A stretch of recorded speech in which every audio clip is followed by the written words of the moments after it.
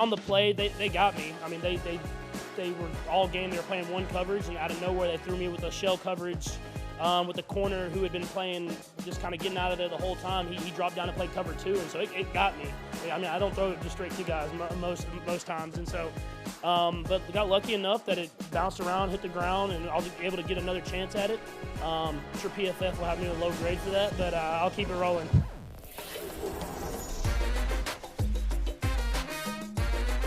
Fantasy Football Happy Hour with Matthew Berry, served by Applebee's.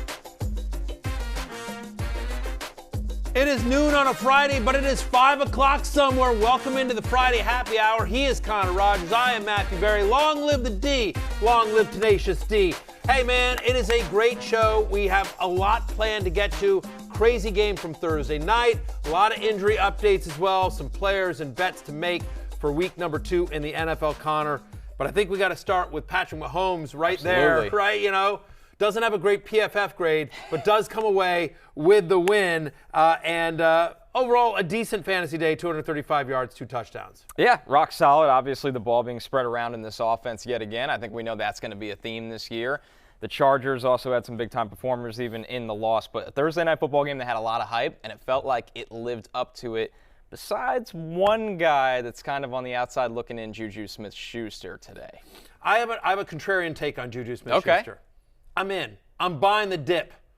Look, he had a really good game week 1, right? Absolutely. He was bad last night. I get it. He was 3 for 10 yards, 3 targets.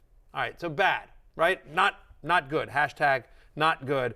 His average depth of target in week 1, 10.3. His average depth of target last week, 1.3. Big dip. They turned him back into, Pittsburgh JuJu.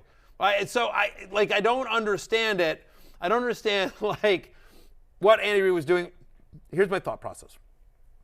Felt like they were playing him deep. You know, a lot of times people try to take the Chiefs out of the game and Mahomes out of, we're gonna play too high deep. We're gonna try to take dink and dunk. We'll let you dink and dunk us. And it was working there for a while. And you saw the Chiefs react by, hey, we're gonna go more run heavy. We're gonna dump off more to the running back. And so they use that.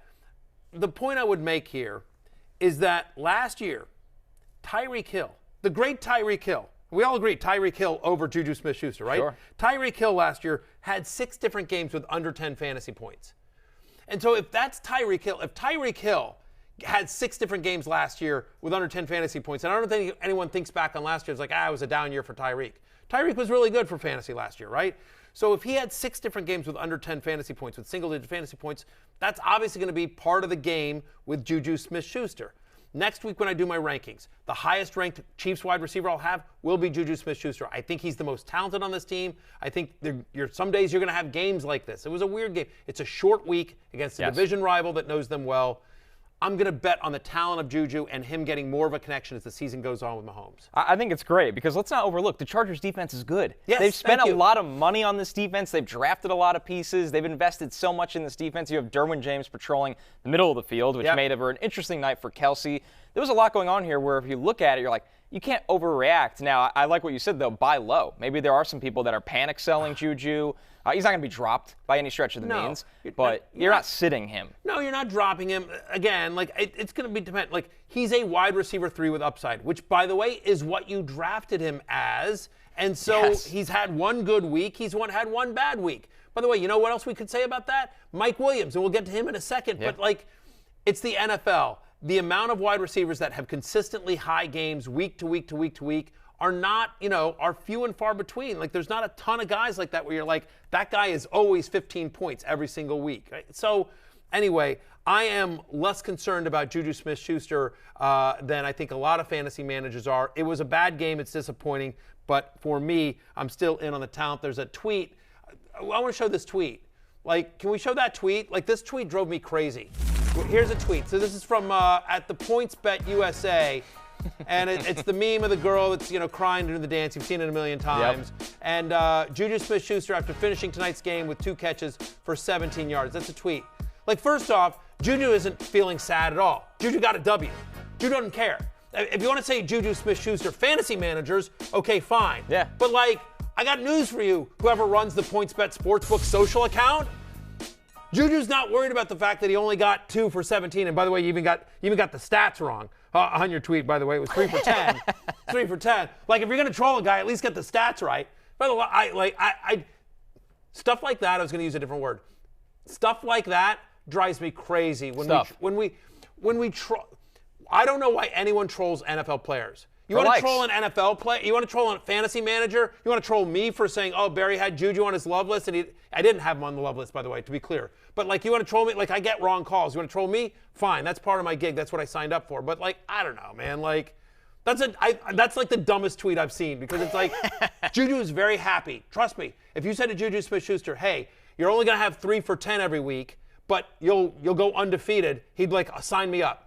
I'm playing the Super Bowl. Sign me up. And let's be real. It's not like Mahomes threw for 350 and he just was sitting in the corner, not a part of it. It's the flow of the game. They ran the ball well and they got a pick 6. I mean, they were cheated of at least one offensive possession because they got a 99-yard pick 6. Anyway, I want to go, though, stay with the Chiefs, but go to a different wide receiver that I think the panic level actually has to be turned on a little bit, and that's Marquez Valdes-Scantling. I mean, leads the Chiefs wide receivers in snaps, but just not much going on in terms of production. So I know you're still in on JuJu. You're not worried about JuJu. We've seen production week 1. MVS right now. Do we have a panic level? Do we have a fear level here? We do not, because we do not have any shares of Marquez Valdes-Scantling. Yes, but for those that do. Well, okay, fair enough. For other people that ignored me. Suckers out there that are sitting there with MVS, what am I going to do? Yeah. I think it is welcome to Dumpsville Population U. You know what I mean? Like, it's a Simpsons quote, right? And we use it on the old show. But, MVS to me is welcome to Dumpsville Population U. Again, so this is a game in which Mahomes played well, magical at moments. 7 targets for Marquez Valdes-Scantling. He had a 20% target share, which was higher than any wide receiver on the Chiefs. Yeah. And he finished. By a good margin. Right. I mean, right. And he was 2 for 13. So, like, in a game in which Mahomes played well, and he got a 20% target share and 7 targets, he only comes up with 2 for 13? No, thank you. Yeah, there's no explosive plays with him right now. And I think when the Chiefs signed him, the thought was Tyreek's out. Yeah. MBS is in. He's going to be the new down-the-field guy. And the Chiefs are kind of showing you, if you're going to always take that away from us, and you have a pass rush, you're facing a pass rush with Joey Bosa and Khalil Mack, we don't need those explosive plays to go down the field. That's right. And, like, am I saying that MVS is not going to have a big game here or there? Of course he is. Like, if you're on the field with Patrick Mahomes, magical things happen. Just ask Jerick McKinnon, right? I mean, or anyone that started him last night, which I had to in a very deep league, and it paid off. What I would say is that I don't know that you're never going to know when to start Marquez Valdes-Scantling unless there is injuries, where significant injuries. And so, because Mecole Hardman can play that role as well. JuJu Smith-Schuster is fast. He can play that role. By the way, we saw that Justin Watson last night can play that role. And just going there, by the way, that's another guy that's also rostered in a lot of leagues, Sky Moore. So the injury happens to Hardman, and it isn't Sky Moore that comes in. It's Justin Watson, who makes a really nice play, beats J.C. Jackson. Turned him around. Yeah. And so my point there is not that you need to rush out and get Justin Watson this year. I have him in a dynasty league. I like him as a deep dynasty flyer. And Sky Moore, I'm still high on him in dynasty as well. But a lot of people drafted Sky Moore as kind of this trendy sleeper in redraft, and he's another guy that he can't get on the field. When he couldn't get on the field in that situation, and it was Watson that went in ahead of him, what are we doing here with Sky Moore? You're going to need to see something. He's playing special teams. Yep. And so, like the long-term prospects of the young man, but in redraft leagues, I think you can safely drop him as well. That tells me that they have some maybe playbook concerns, and it's not long-term because he's a rookie. It's week 2. But the fact Justin Watson, a guy that's hung around the league for a couple years, they're just more comfortable with that route. Yeah. It was a real nice play with Justin Watson. Big time. Big time. J.C. Jackson fully turned around. Yeah, 1,000%. Yep. 1,000%. All right, that one opened some eyes, I think. Some good news. And Mahomes addressed it in the post game. If you watch the post game on Prime, he actually addressed that and just saying that he worked out with him some this summer. And he trusts him. Right, and he just said he called Veach and he said wait, who's this kid we just got? Because So anyway, he's opened some eyes certainly with Patrick as well. Clyde Edwards-Helaire. Yes, sir. Good 2 weeks so far. Yeah. Using the passing game, broke off a big run, held onto the ball like he was running home with the groceries or whatever it was. Like if I was running the ball with me out of foul. That's how I would do it. All of us, yes. Exactly. Although I would get down instantly. He kept going. And he did slide down. But, really strong 2 weeks. It's clear that the role in this offense is evident as the guy so far. I don't know if you could trust his usage as a pure runner week after week, but you do like what you see in the passing game so far? Because it's a focal point right now. You like what you've seen in the passing game. There's no question about it. Got the 6 targets, 4 for 44. Here's a concern, though. CEH ran well, right? I mean, again, so we talked about it this game. They gave them the underneath stuff, and so great. They're going to dump it off to CEH. They used a lot. I think if there's a positive takeaway, it's like, okay, if you're starting a Chiefs running back, it's clearly him. Going into the season, we thought this might be a 3-headed committee. Yeah. Is Isaiah Pacheco going to be a thing? Doesn't look like that 2 weeks in. He got some junk time last week. He didn't do really anything last night. So it looks like it is the CEH show with Jerick McKinnon on 3rd down and some 2-minute. He's faster than Edwards-Helaire. Here's my concern. He ran well last night. Still only got 12 touches. Yeah. 118 total yards on 12 touches. Still played under 45% of snaps in both games. 10 touches week 1, 12 touches in week 2. Both games in which the Chiefs won. So, favorable game script in theory for a running back, right? And they were up big against Arizona, and they had to come back in this one. But still, I don't know, man. I think he's a flex play with upside, maybe a lower end RB2, but I don't know how much touchdown equity he's going to have. I know he had the 2 touchdowns in week 1. I think that's a little fluky. I'm just concerned that, again, he can't seem to break, it doesn't seem like you're ever going to see a game where he gets 15, 17, ever 20 touches. He's a 10 to 12 touch guy. Maybe he gets up to 14. So, again, solid RB2, clear pecking order now in the Chiefs running back. But I think still I'm pumping the brakes a little bit because he ran well and still isn't playing over half the snaps. When you frame it like that, a guy also with a serious injury history, yes, he's sir. always banged up. Is there any part of you that goes, maybe a sell high candidate? Don't mind it. Right? Certainly don't mind it. Again, he's the head of a committee, but it's still somewhat of a committee, and it's a pass-first offense. It's a pass-first offense. So I just, again, and they're going to spread it around, and so if we could count on the passing game usage, that's interesting, and maybe teams will look at how the Chargers played them last night, but not everyone has the Chargers personnel to get away with that. Not at all. So that's I think he's a low-end RB2. But yes, if somebody is excited off the 2, it was an island game. A lot of eyes were on it last night. He had running the 2 back touchdowns. desperation. Right. He ran well in week 1. So yeah, I don't mind him as a sell high. But to me, if I'm ranking him for the rest of the season, I think he's in that 18 to 22 range. All right, let's move to the Chargers, yes, the sir. Losing team with a nice backdoor cover. Well yes. done by Justin Herbert. Herbert. Gutsy. Some people, and by some people I mean this guy, yes, are calling it the guttiest backdoor cover of all time by Justin Herbert. All time. Right, exactly. Our friend Jay Croucher, who is celebrating his 30th birthday this week, and he'll be back on Monday as well, but he tweeted out, no Chargers +4 better can say a bad word about Justin Herbert for the rest of life after what he just did for you. On one rib, on half a hamstring, couldn't even run for a first down. Just threw the ball down away. by 10. But he's like, no. There are guys like Matthew and Jay out there that believed us to cover. Cover first, win later. Yeah. Very important rule, as we ask all NFL players. Cover first, win later. And so that's what Justin Herbert did, the guttiest backdoor cover I've ever seen. And so some people are saying that. And some people are. Yeah, some people are. They even could have kicked the field goal, then done the onside kick. Sure. That's a higher percentage play. That's how gutsy it was. So gutty. Gutty. And by the way, and we'll talk about, we might as well get into the wide receivers here. Bailed out somebody that had Josh Palmer on his love list and talked him up to, and I'm getting grief on social media. And I'm like, guys. After one quarter, people were like, yeah. You told us this would be great. Right, exactly. The promised land. Yeah, exactly. Give me until the game's over before you troll me. Literally, the end of the game. Literally, and so, 10 seconds left. Great. Josh Palmer. All counts the same. All counts the same. There you go. Never in doubt. Never in doubt. All right, so let's talk about this because it's hard to really do. I don't want to take too much away from this because a few things. Again, short week, and they're on the road at a division rival against another good defense, and no Keenan Allen.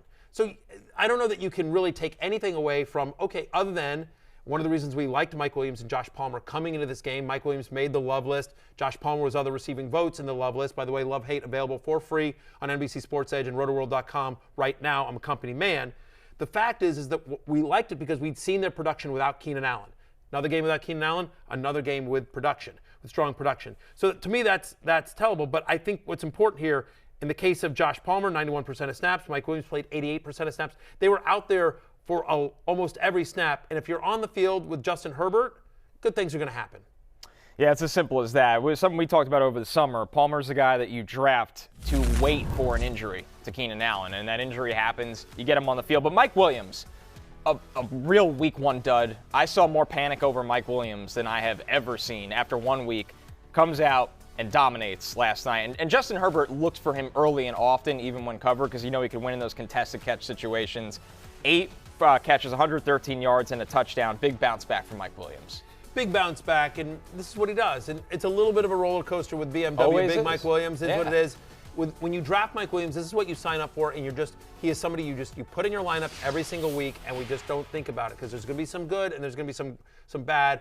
But I believe that there will be a changing of the guard this year in Los Angeles and the Chargers, that by the end of the year, he will be the one, Keenan Allen will be the 2.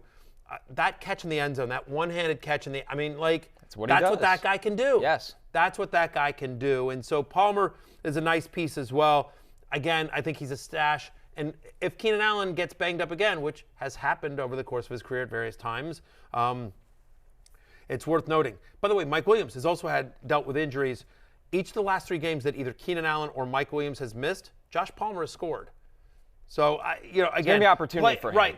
I mean, Palmer had a nice game, 4 for 30, gets bailed out by the touchdown, but 8 targets, again, played over 90% of the snaps, and he drew a big DPI, so a couple of bad throws that were just off. Yeah. That I didn't blame on him, just bad throws from Herbert. So good for those that stuck with Palmer, bailed out at the very end. Concern here about Austin Ekeler? I do, because of, number one, the Sony Michel carry in the red zone was red flag. Number one, where it's like, Sony why? Michel had more goal line carries than Ekeler. He had 2. Yes. Ekeler had 1. The fact that Michel didn't convert it, I think, is good for people that have Ekeler. But still, I mean, now PPR, he's always going to get his, right? He's just 9 catches, 55 yards. Yep. Ekeler is 10 targets. Yeah, I mean, that's what they do. It was a very horizontal offense from the Chargers. A lot of that swing pass to Ekeler and over and over again will make someone miss 10 yards. Yeah. But if you're looking for touchdown production right now and pure rushing production, I don't think this is a trend that's going to turn the right corner, personally. Here's the concern. Last year, Ekeler, as you talk about the goal line, because that's one of the big things with Ekeler. We all know about the passing down usage and the passing game usage that's asked and answered. Steady that's Eddie. Always Steady Eddie. The question going into last year was, would they use this guy at the goal line? Because the previous year, 2 years ago, he'd had very few touchdowns. He was my ride or die last year because I'm like, no, Lombardi wants to use him like Kamara. They're going to use him at the goal line. This is somebody that has 3 years ago had scored double-digit touchdowns, so I believe it will happen. And last year, of course, the 20 touchdowns. Concern is this year, as we heard talk in the offseason, like, hey, I don't want 250 carries again. Like, they want to limit my workload, so they bring in Sony Michel. They use Josh Kelly, candidly more than I thought they should last night. They did. We'll see if Isaiah Spiller gets out there at some point this year as well. He played over 70% of the running back carries inside the 5-yard line in 2021. This year, he's played under 63% of the snaps in both games. This year, he only went under that percentage 6 different times last year. So at least early on, seems like they're easing him in. Now again, road game, short week, on a division. Let's see what happens next week when he's had 10 days to rest. I mean, again, Ekeler, smaller guy, he's had hammy issues.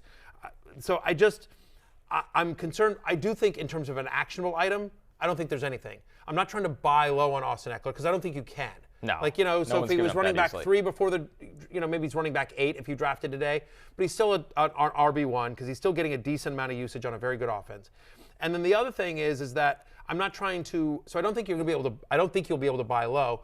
And I don't think I'm selling, low because it's like the upside of Ekeler is worth more than whatever quote unquote margin you might get. Now, if somebody wanted to trade you Saquon Barkley for Ekeler, okay, then I'm thinking about that, but that's the only trade that you might be able to get with, and I think after week 1, I think that would be very hard to do. So I'm just going to stay patient here with Austin Ekeler. What worth noting is that that line by the Chargers beat up left and right. A lot of new faces. Herbert was on his back all the time. I mean, again, we should talk, and we'll see. Coach Brandon Staley said he thought Herbert would be fine. He's getting more x-rays today. If we get news on that before the show ends, we will update you on that, obviously 10 days before Herbert plays again.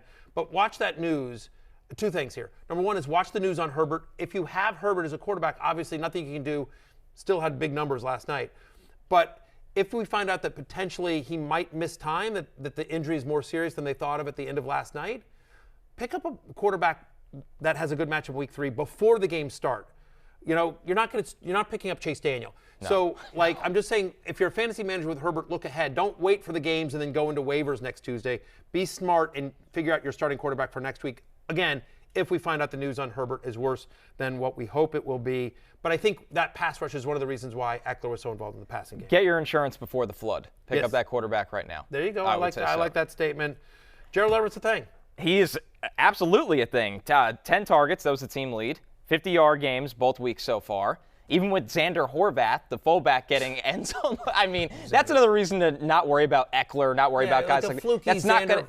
That's not going to continue throughout the entire season, the rest of the month. But Gerald Everett, is this somebody that you can – we've been waiting how many years? You've been waiting how many years for this? That you can put in the lineup and walk away finally and say, every week I trust this guy. Assuming Herbert's healthy? Yeah, I think so. I mean, look, a lot of people made this point that after that long run – to get the Chargers down by the goal line, Everett was like, hey, I want to come out. He was gassed, but they're going, hurry up, so he has to get there.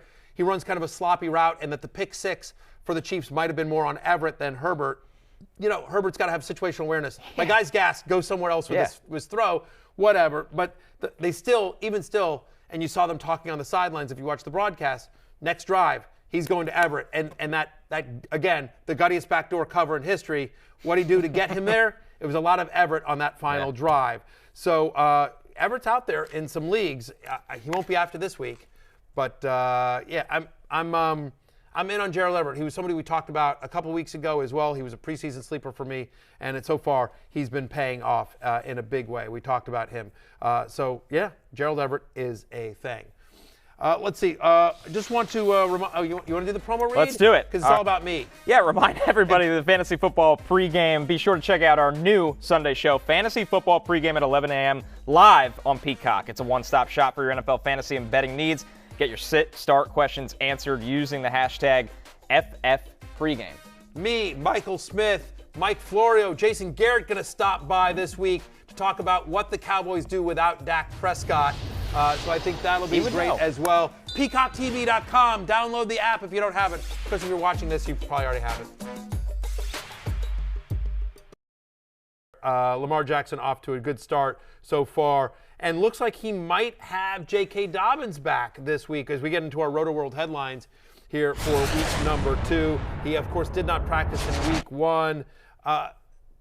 How are you feeling about him? He had back-to-back full practices on Wednesday and Thursday. We haven't got, as of this taping, we haven't gotten the practice report for the Ravens. But the expectation here is that J.K. Dobbins is on track to make his debut this week. Which is great news. Yeah. I, long-term, love J.K. Dobbins. Short-term, I would not even play him this week looking at the Miami defense. And here's my other question, Matthew, that's very significant. They lost their second-string left tackle against the Jets last week in Juwan James for the season. Yeah. If Ronnie Stanley, who they've very delicate with, slowly ramping up, he hasn't played a lot the last 2 years. If Ronnie Stanley's not good to go, they're on their third-string left tackle. The offensive line had its highs and lows against the Jets week 1. Kenyon Drake got 11 of those 15 carries for the offense. I like J.K. Dobbins' usage long-term and where that line will be, but against a good Miami team, this feels like a wait-and-see to me. Do you agree with that? Yeah, I mean, I think it depends on sort of what your running back situation is. I mean, I currently, and as we get through the weekend, I think we'll get more clarity from Harbaugh and the beat reporters in terms of what kind of workload. They may even say, hey, he's going to be active, but we'll put him on a pitch count, as it were. And so I currently have him as a running back 41. My guess is he probably sneaks up into the high 30s, with more confidence that he's going to play. But I think he's a touchdown-dependent flex play is what he is. If you're starting him, I agree with you. Because I think he's never been a massive workload guy. No. Like, he's always been a 12 to 15-touch guy. But their offensive line is so good. They're in scoring position so often. So usually there's some touchdown equity there. We don't know what his passing game usage was. Kenyon Drake actually looked pretty decent last week. And so what's his workload like? First game back, is he only getting like 8 to 10 touches? You're banking on a score, which, by the way, he absolutely could get. Yeah. You're bank on a score there. As you see it here on your screen, for those listening at home, you're not seeing it, but we're looking at the Ravens rushing stats in week 1 against the Jets. Kenyon Drake, 11 for 31. Mike Davis is 2 for 11. Fumbled one of those. Lamar Jackson was the second leading rusher, 6 for 17. L. Jackson is going to get his as well. It's interesting. Baltimore opened as a 3.5-point favorite here. Feels like Miami. I know some of the sharps are on Miami. Like, I feel like this could be a this, especially when you think about the offensive line issues that the Ravens are dealing with. The game's in Baltimore, but this feels like more of a pick'em to me than the Ravens getting points. I agree, a pick'em and an under. I think that the public is just looking at Tua and going, after watching, listen, Tua's better than Joe Flacco. But Joe Flacco got devoured by that Ravens front, bringing pressure. I think they're looking at Tua and fearing the same thing. This might be a game where Tirico and Jalen Waddle get 8 screens apiece. Yeah, 100%. And I wouldn't blame Mike McDaniel if that's the route he goes. Yeah, so the Dolphins, who played in Week 1, the Dolphins played the Patriots. Really good rushing. I mean, for all the things that the Patriots offenses run, they usually can run the ball. They stop the run and run the ball. Yeah, 5th fewest rushing yards allowed in week number 1. Yeah. The Dolphins, against a Patriots team that wanted to run the ball. Let's move on to Indianapolis now, and this one's a big one. Scary. Right. Michael Pittman missed practice on Thursday, and so I believe, and someone get in my ear and correct me if I'm wrong, I believe Michael Pittman was limited on Wednesday and then downgraded to... that's correct. Yeah, and downgraded to no practice on Thursday, and that's always a red flag when somebody goes the opposite way that you want on a practice report. After practicing at least somewhat on Wednesday, didn't practice out on Thursday. Again, let's see what happens on Friday. I'm being told I did have that right. There you go. First for everything. Bat 1,000. Right, yeah. Broken clocks right twice a day. Boy, oh boy, this is, if Michael Pittman misses this game, a tasty matchup against the Jaguars, Connor. By the way, if Pittman's out for this game, give me the Jags at home to win outright. Okay, you like the upset. I like the upset. I don't think that's crazy at all, especially how slow the Colts offense started. I mean, they had 3 points in 3 quarters, and then they turned it on in the 4th. It was panic time against the Texans, and it was like, oh, we're back. This is regular season. We need to score. I think you made a great point about Pittman. The limited practice Wednesday and then no practice Thursday. When that's a 35-year-old vet, it's considered a rest day. That is not him. So something reacted the wrong way. So even if he does gut this one out, you just wonder where he is status-wise. It's going to be a hot September in Jacksonville. It's going to be muggy, sweaty, be awful on the grass. Like this one just doesn't, bad juju, bad vibes from this one. If Michael Pittman were to miss this game, you're not getting anywhere near Matt Ryan. It'd be obviously a heavy Jonathan Taylor game. I could see Nyheim Hines, who had 6 for 50 in week 1, being even more involved in this passing game. I can't imagine you want any Colts pass catcher outside of maybe Hines, the running back. Like, you're not starting Ashton Doolin or Paris Campbell or the Mo Alley Cox prayer. Right, exactly. The Hail Mary. I'm obsessed with Mo Alley Cox, but even I'm like, wait a minute there, and right. Alec Pierce, you're staying away. Just quickly, I'll give you a couple of wide receivers out there in about 50% of leagues in Yahoo if you're looking for someone to go pick up. Russell Gage is interesting to me at 40%, although we're going to talk about Tampa Bay in a second. DJ Chark is available in about 47% of leagues. He had a nice game. That should be a high-scoring game between my undefeated first-place Commanders and the Detroit Lions. Speaking of my undefeated first-place Washington Commanders, Jahan Dotson had the 2 scores. Big game. Out there. He's out there in about 60% of leagues. And, hey, Robbie Anderson, the ghost of Robbie Anderson, made a big appearance. The Baker feud is no more. It would appear not, and they're playing the Giants, so you like that matchup as well. So those are some quick guys there. Let's move on. And this one didn't feel like a big deal, but now it seems like it might be a big deal. Yeah. Alvin Kamara did not practice Thursday, rib injury. Obviously, Kamara's not a guy that needs a full week of practice all the time, but this sounds like it's leaning more towards a will not play. And then you have Mark Ingram sitting there, who's also banged up. He was listed as questionable. The fact that Kamara, they said, he played the game, but then they were like, oh, it's just a little rib injury, who's fine. But then he didn't practice Wednesday, didn't practice Thursday. And also telling, the Saints signed Latavius Murray, who they obviously have history with, to their practice squad. So again, you sort of look at that. Why are you signing Latavius Murray if you know you've got a fully healthy Alvin Kamara and Mark Ingram? Yeah. You're not. Yeah. So there's clearly some, at least there's some concern, Connor, in terms of running back depth in New Orleans. Mark Ingram's out there in a ton of leagues. Mark Ingram needs to be rostered in 100% of leagues. Okay. Because Alvin Kamara is rostered in 100% of leagues, right? And if Alvin Kamara misses, we expect it to be the Mark Ingram show. He is trending towards playing. Again, got in limited practice each last 2 days. He's listed as questionable, but we expect him to. Last week, he filled in for Alvin Kamara 2 weeks, weeks 10 and 11. And in those 2 games, he averaged 18.1 fantasy points per game. He got 40 touches, 221 scrimmage yards, and a touchdown. Now, they're playing Tampa Bay. That is a very tough run defense to go up against. Mark Ingram's game is north-south. That is exactly what the Buccaneers defend well. So I'm not sitting here saying, like, I think he gets 18.1 fantasy points. But do I think he could possibly fall into the end zone? Do I think he's going to get a decent enough usage that he could be a viable flex, a viable RB2 if you're sitting there desperate because you lost Kamara and you also you don't have somebody else. Right? And he can still catch the ball. It's not like he's completely useless in the pass game as well. I like fall into the end zone. It sounds like a drunk stumble across the goal line. And hey, we are at the happy hour. 6 points. It's Friday. Like, I have to tell you, people have stumbled out of this bar, and by people I mean this guy. Just so you know. All right. So that's Alvin Kamara.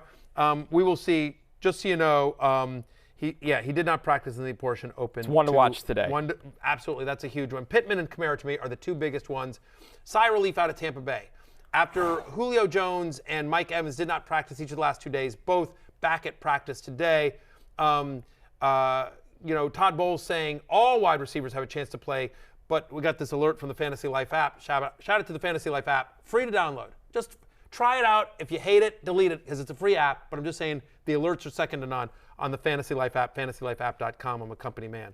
My company. All right. But feels like Godwin, very unlikely to play.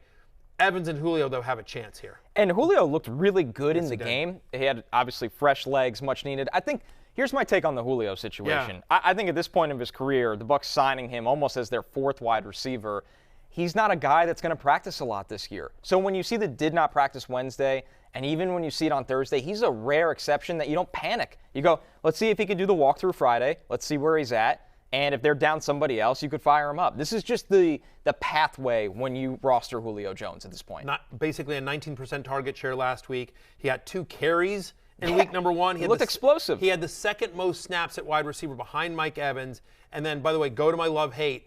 Julio Jones on the love list because think about how this game plays out.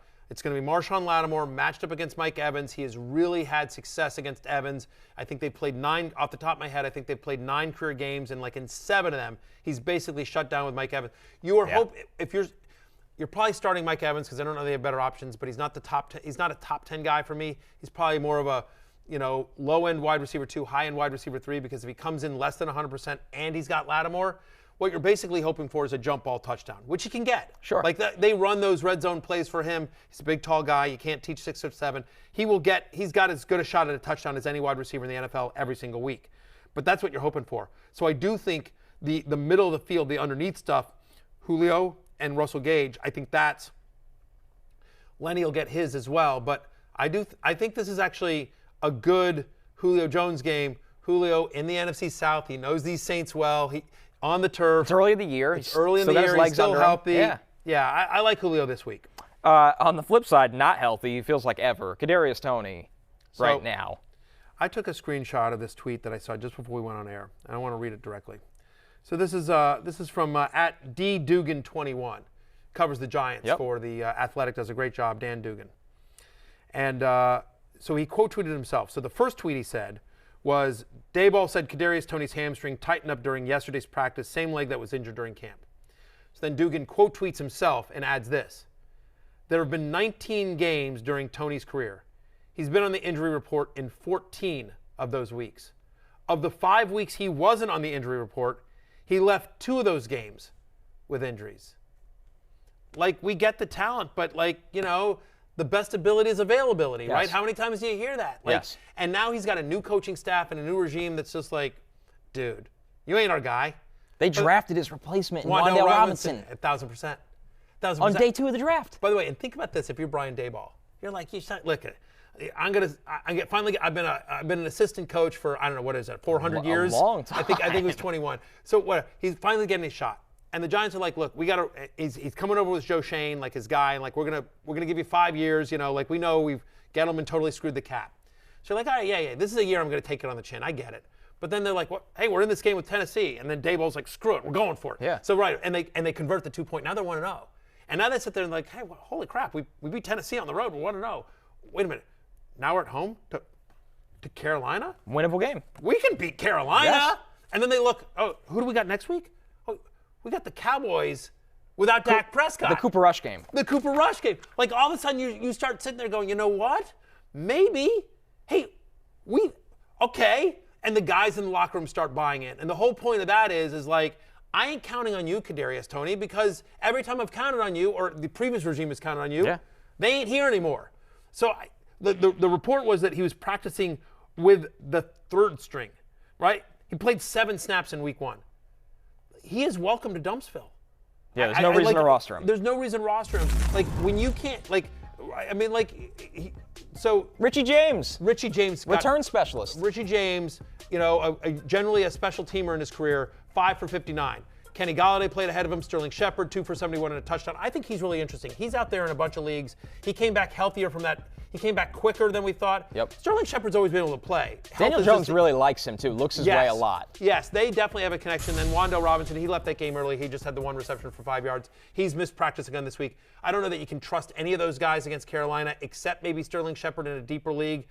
A 12-team league where you're playing 3 wide receivers and you have a couple, you know, you didn't have Keenan Allen, you know, that kind of stuff. Yeah. Like, he's in the 40s for me. But I do think Sterling Shepard is an interesting kind of guy. I've picked him up in a few leagues because you're right. There is talent. There is a history of fantasy production. There is a connection with Daniel Jones. And you look at the rest of the guys. Look, we love Wan'Dale Robinson here. You know, patience on Wan'Dale Robinson. Better days are ahead for Wan'Dale Robinson. I would not drop him just yet. But Kadarius Toney, welcome to Dumpsville. All right, I'm being told we need to go to break. That's the rumor. Yeah, it is. Let's confirm it. That's the rumor. All right, when we come back, we've got some rankings questions that you have asked, rankings questions that Connor have asked. I will answer. Connor will answer. We're doing a lot of that. In the meantime, we're going to drink up on the Fantasy Football Happy Hour. Back after this.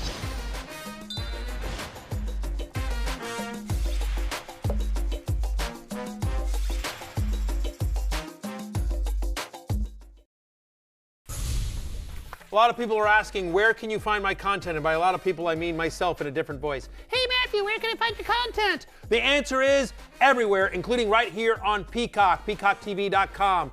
Full episodes of the Fantasy Football Happy Hour and Fantasy Football Pregame available on Peacock. Full episodes and clips of the Fantasy Football Happy Hour available on Peacock and on the new NFL on NBC YouTube channel. You can, of course, listen 24/7 wherever you get your podcasts to this show. And you can also listen live, NBC Sports Audio, channel 85 on Sirius XM. NBCSportsEdge.com for rankings, columns, my love, hate, and more, rotoworld.com. And, of course, please follow me on social media, where I am at Matthew Berry TMR on all forms of social media except the Fantasy Life app, where I'm merely at Matthew Berry. Come follow me on TikTok. I'm trying to up my talk game.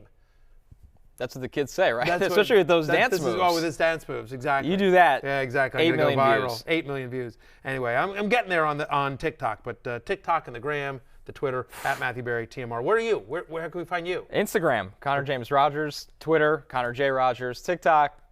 We'll get there. All right, that's fine. We'll get there. At Connor J. Rogers on Twitter, at Connor James Rogers on the Gram.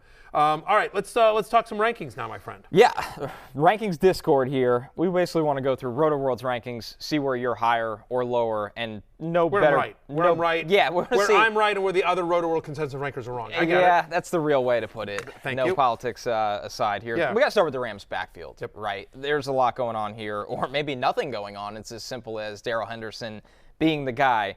RotoWorld has him as RB24. You have him. I have his running back 18. So you are significantly higher. Did that math in your head all by yourself. Well, I went to school. Pretty much. Very impressive. Yeah, mathematician Where did you go to school? over here. Albany. SUNY. Okay. SUNY product. SUNY product. They say I'm the pride of the SUNY system. Well, you know what? I don't know that anyone would argue that because I don't know that anyone else. We don't have much. No, exactly. It's a low bar to clear. At my graduation, the guy that founded Chobani spoke, if you want to put it in perspective. Okay, fair enough. So we're in the yogurt business. Understood. Yeah, I know Chobani. Yeah, sure. I went to Syracuse, so you and I are both upstate New York down the road. brethren. Yeah, 100%. All right, so because they're going to want to clip this, so let me just reset here. Darrell Henderson, I have at 18, higher than the consensus rank of 24, 55-12. That is how much he outsnapped Cam Akers in week 1. He outcarried Akers 13-3. He got 5 targets. Akers got 0. From weeks 1 through 8 last year, you remember, Darrell Henderson was the 6th best running back in fantasy. And by the way, this is my question for you and for all the Cam Akers defenders, because Cam Akers was on my preseason hate list. So if you're sitting there crying into your spilt milk about, oh, what are we going to do with Cam Akers? I spent a 3rd-round pick on Cam Akers, even a 4th-round pick on Cam Akers. It's your own fault. Because this is a committee. Because my question to you, Connor J. Rogers, and my question to America, when was the last time that we saw Cam Akers be Cam Akers? Man, it's a long time. Here's the very summed up Cam Akers Since road. returning from last playoff. Since returning. And again, no, just nothing medical miracle. I mean, medical miracle that he was able to come back that quickly. Sure. And talented running back who will be good again. I'm not sitting here crapping on Cam Akers as a player or a person. What we're talking about here is week 2. But since returning from the playoffs last year, he's averaging 2.3 yards per carry. He's got 175 yards on 75 carries. He's got merely 11 receptions in 6 games. He's literally falling forward. And by the way, Henderson has looked good. Now, if you were starting Cam Akers, so I'm just sort of thinking about this. The reason he made the hate list this week, Cam Akers did, and why I'm pro Darrell Henderson, is because you can't start Cam Akers. You can't start him until you see him. So now you're thinking about, okay, Henderson's they're gonna run the ball. We expect them to be favored and up a lot against the Falcons. McVay's going to want to get that running game going. So maybe Akers gets some run to try to get him going. But this is going to be the Darrell Henderson show, who looked good. One of the few bright spots against the Bills was that Henderson actually didn't look as terrible as the rest of the offense. I mean, him and Cooper Kupp were the only guys that really got the ball moving at all in any way. The Rams 10-point favorites, so it's a game where you're hoping for maybe not garbage time, but run out the clock. Yeah. But is Cam Akers even that guy right now? Coming off the Achilles, is he the guy, hey, we got to feed somebody the ball? I don't even think he's that guy in that backfield right now. The news coming out of the news coming out of L.A. after that game, there's been rumors that he's in the doghouse. Now, how long is he in the doghouse for? Why is he in the doghouse? But the fact of the matter is that McVay is a player's coach. McVay is very much a player's coach. He's young. He's very in tune with the locker room, and locker room guys know, hey man, if that guy's performing, that guy can't come off the field. Mm-hmm. He's just he can't suddenly pull Darrell Henderson. Darrell Henderson did nothing wrong. You can't send that message saying we got a more famous guy, or because we drafted him in the second round. Because we right, exactly. It doesn't work like that for McVay. No, you can't. Henderson has, when Henderson's been out there, he's been productive. He's healthy. He's out there now.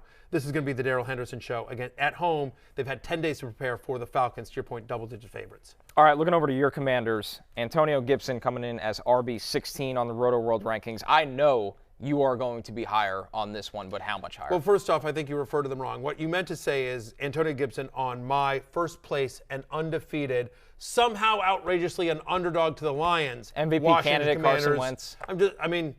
He's 1-0. I'm just saying. Yeah. I'm just saying, Matt Ryan's 0-1. Carson Wentz is 1-0. The haters are furious. Numbers are numbers. Yes. Numbers are numbers. Say what you want about Carson Wentz, but he didn't tie the Texans in week 1. God, He didn't tie the Texans in week 1. Coming. Absolutely. There you go. Here's what I will say about Antonio Gibson. I'm at running back 13. He comes in at 16 of the consensus ranks. We all have him as a top 20 play. Brian Robinson's not going to play in this game. And I think what people like about Antonio Gibson, obviously, is the passing game usage. There was concerns in the preseason, obviously, because of Brian Robinson, but he's obviously not going to play in this game. Antonio Gibson, a converted wide receiver from college. This is somebody who was really effective as a receiver in college. He had to learn the running back position, not the receiver position. So he's always had really good hands. He had 8 targets, second most on the team. He had 72 receiving yards, led the team in receiving yards. So again, 8 targets for 72 in the passing game. Lions last week gave up the 3rd most rushing yards in week number 1. You can run against them, you can pass against them, and then again, you think, what does Scott Turner and Ron Rivera, the head coach, and Turner's the OC, Rivera obviously the head coach, what do they like in Antonio Gibson? That they love that versatility. If J.D. McKissic's out there, you're a defensive coordinator, you're like, all right, this is likely a pass. But with Gibson, you can run up the middle, you can bring Curtis Samuel into the backfield, you can do all sorts of different things with Gibson, be creative with that offense. And so in a game in which we expect them to be able to move the ball effectively against that Lions defense, Gibson should be heavily involved in both facets of the game. Good chance at falling into the end zone as well. I'm at running back 13. I'm with you. Gibson against the Lions linebackers is a really good matchup. I don't think the Lions linebackers can run with him. All right, moving over to Cleveland, Nick Chubb. Roto World very high on him after a big week, coming in as RB11. I know you are lower. This is going to be a slop of a game. Joe Flacco, Jacoby Brissett, that screams run, run, run. But does that mean production? Well, first off, I think this is important to note. The Roto World rankings, so this isn't a totally fair exercise. It is candidly a completely made-up segment by my producers just to try to get... scheme this? Yeah, they schemed it. This is exactly what they've done. They've schemed this. They have they've manufactured a segment, if you will, to allow me to talk about some interesting guys in the ranks. But the fact is that the way the Roto-World ranks do are half-point PPR, because that's what's tied to Yahoo. My rank specifically, because my audience is PPR. So just to be clear, when I rank, and we make this clear when you read the rankings, but just if you haven't checked out my rankings on NBCSportsEdge.com or Rotoworld.com, my rankings are specifically for PPR leagues. And so in a PPR league, he doesn't catch the balls. 1. That's the number of targets that Nick Chubb got in week 1.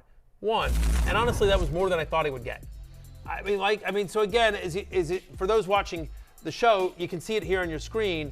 Kareem Hunt, 4 receptions to just the 1 for Nick Chubb, 24 receiving yards for Hunt, 2 for Nick Chubb. Look, Nick Chubb ultimately got 23 total touches, and Kareem Hunt got 15 total touches. So he out-touched him, but it wasn't like 2-1 or anything like that. This is a 60-40 backfield. So you've got a 60-40 backfield. Kareem Hunt had 33% of the running back carries. He obviously had a lot more of the passing game work. So this is basically like a 60-40 backfield, Chubb to Hunt. He's not involved in the passing game. And so ultimately with Nick Chubb, you need him to score to pay off. I mean, again, like the Jets, by the way, we want to make fun of the Jets, they held the Ravens to 63 rushing yards in week number 1, in a game in which the Ravens, pretty much controlled that game. Now, again, they were running out Kenyon Drake and Mike Davis, whatever, and they had Lamar Jackson, so you have to take it with a grain of salt. But the Jets are not a pushover run defense, is what I would say. I think they're like a middle of the pack. They are one of the most expensive defensive lines in football. Right. And it's not bad money. They're on the field. Carl Lawson, John Franklin Myers, Quinn Williams, they're on the field. Yeah, exactly. So my point is, it's people see the Jets and like, oh, there's a pushover. And I'm like, it's not a pushover, especially not a pushover defensive line. He's not involved in the passing game. So in essence, look, I'm at 16. You're still starting Nick Chubb. Sure. But why do I not have him as a borderline RB1? Why do I not have him, against the Jets? Because, again, no passing game usage. He's going to need a touchdown to pay off, to be a top 10 running back this week. Otherwise, it's just a volume play. And again, when Kareem Hunt's out there, Kareem Hunt's going to play. 33% of the running back carries, let alone the passing game work. 33%. So Nick Chubb is basically getting no passing down work in 70%, 67% of the running back carries. I hate to talk down Nick Chubb because on a pure running basis, he's one of the best running backs in the NFL. I mean, just forgetting fantasy, like talent-wise, the guy's awesome. But fantasy-wise, you want running backs that catch passes. Yeah. So one thing to keep an eye on with the Browns, maybe the return of right tackle Jack Conklin. That would help. On and on. That would help the run game a lot. Not guaranteed to return for week 2. All right, moving over to wide receiver, Hollywood Brown coming in as wide receiver 15 for Roto-World. So pretty high for Hollywood Brown. Obviously, Arizona just trying to figure out who they have. Hopkins suspended. Rondale Moore already ruled out for this game. It should be the Hollywood show, but you're a little lower on him. Is it the Hollywood show or is it the Greg Dortch show? America. I'm desperate and had to pick up Dortch, so I hope it's the Greg Dortch show. Yeah. I think what's important here is that it's not the Andy Isabella show. Damien, it's not the Andy Isabella show. Damien, we got a guy on a show that's obsessed with Andy Isabella. Oh, I've heard. Yeah, exactly. It's Mama Isabella and Damien Dabrowski, just so you know. That's like literally the only 2 people in America that care about Andy Isabella. Maybe like 3 desperate dynasty managers that have had him on their team forever. This one was a weird one, right? In a game in which, to your point, no Rondale Moore, no DeAndre Hopkins last week, and they got waxed. So, positive game script for, you would think Marquise Brown would have gone off. They're just getting absolutely waxed so much by the garbage time Chiefs. to be had. And he got a 16.7% target share. The same number as James Conner. In a game in which they're getting waxed, Kyler Murray, one of the best deep ball throwers in the NFL, and this deep threat that they traded a first rounder to go get, 16% target share. Same as their running back. His last game with more than 60 yards came in week 9 of last season. It's a long time ago. We expect a lot of fireworks here against the Raiders, and this should be a game, but, those numbers concern me. Now, here's what's positive. I think there's going to be a lot of points scored. It's another week into the system. Obviously, they realize they've got to figure something out, the Cardinals, because what they were trying didn't work. I think it'll be an easier matchup against the Raiders than the Chiefs in terms of defensively. And by the way, he's still one play. He's one of those guys that all he needs is one play to make your day. He's too talented. He comes in at wide receiver 20 for me, but yes, I am lower on him than the consensus ranks. They have him as wide receiver 15. when you're getting an under 20% target share, in a game in which you're getting blown out and where they don't have a lot of other passing options, that gives me a pause to be like, makes me nervous. All right, gives you a chicken player. Yeah, a little bit chicken. Yeah, he's a little bit of a chicken player. Yeah. Okay. Back to Washington. Terry McLaurin only 2 receptions in week 1. Carson Wentz spread the ball around a lot. They scored a lot of points, had a lot of production. Roto World has him as wide receiver 20. This was one that you are significantly higher, coming in at wide receiver 12. What do you like about the Terry McLaurin bounce back this week? First off, he's a good player. He's a great player. By the way, bounce back. He had only 2 catches, but 55 yards, had the touchdown. Yeah. You were fine. If you drafted McLaurin and you started him last week, it wasn't a dud performance. Low target. And again, follow the money. As much as I like Curtis Samuel and Jahan Dotson and Logan Thomas and Antonio Gibson, make no mistake, Terry McLaurin is the alpha in that passing offense for my first place undefeated Washington Commanders. Right? I mean, there's a reason why he got paid so much money in the preseason, 2 for 58 and a touchdown. Sorry, not 2 for 55. Think about what A.J. Brown did against these Lions. 10 for 155, 25.5 fantasy points last week. I don't believe that in a normal situation that McLaurin has less targets than Antonio Gibson or Curtis Samuel or even Jahan Dotson. He's going to get fed. He's still the focal point of that offense. They're still going to take shots to him.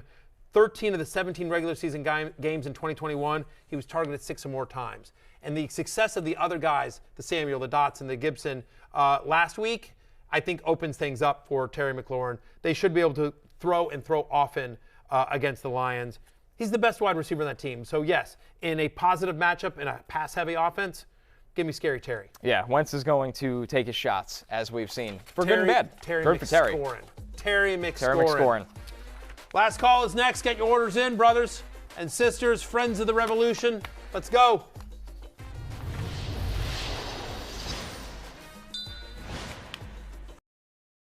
The NFL season is here, and the NBC Sports Predictor app is giving you a shot at winning $100,000 by entering Sunday Night 7's free contest between the Bears and the Packers. So you don't have the NBC Sports Predictor app? Go download it now. Last call, Matthew Berry. Yeah, and one of the props on the NBC Sports Predictor app is Aaron Rodgers' passing yards, and you have a bunch of choices: 2 to 239, 240 to 269, 270 to 299, 300 plus. Current line in Vegas is 248.5. Passing yards. And that's low. Give me the over there. But then you think, look, here's his passing yardage in the last 4 games against the Bears. 211, 240, 195, 341. 3 of the last 4 games, he has not hit that number. Now, he does have 4 touchdown passes in 3 of those 4 games. Do they get it big? The defense is really good. Is there a defensive score in this game? I'm sort of feeling the under because I think this number is going to rise by Sunday night as well. Me too. I'm going to go with the under. I just don't know if they'll need him to drop back 50 times and throw for 300 yards in this game. And that number is a little high for me. They're going to ride A.J. Dillon in this game. They're going to dump the ball to Aaron Jones. I think he gets a lot of touchdown passes. I think he has a monster fantasy game here. But if I'm playing the NBC Sports Predictor app, give me the 200 to 239. I'm with you. The very one there. I do think he has, like I said, I think he has a monster fantasy game. He made my love list at home, Lambeau, bad week 1, primetime game. Aaron Rodgers, who owns the Bears, will own them once again. But I think because of they're double-digit favorites in this one, but because of the good defense and the balanced offense, they want to get Jones going as well. I think it's a more balanced attack. I'd probably, at the moment, take the under on 248. But again, I'm going to wait that. I think that line will get higher as we get closer to game time and, kind of the buzz around Aaron Rodgers in primetime gets going. All right, listen, it is last call. It's closing time. You don't have to go home, but you can't stay here, Connor Rogers. Fantasy Football pregame, Sunday morning, 11 a.m. Eastern. Me and Michael Smith right here on Peacock and maybe some other places as well. We will see you soon. Connor J. Rogers, nice job, my friend. Well done. Have a good week, too. We will see you Monday. Peace out.